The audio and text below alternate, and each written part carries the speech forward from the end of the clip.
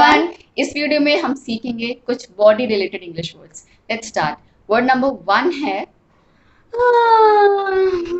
उबासी लेना। इसे इंग्लिश में कहते हैं Yon. For example, she yawned and fail asleep। इसने उबासी ली और सो गई।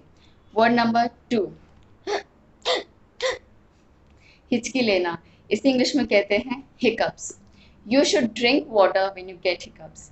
जब आपको हिचकी आती है तब आपको पानी पीना चाहिए। वर्ड नंबर 3 डकार लेना।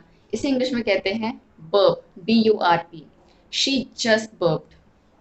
वर्ड नंबर 4 खराटे लेना। इसे इंग्लिश में कहते हैं snort. My friend snorts at night.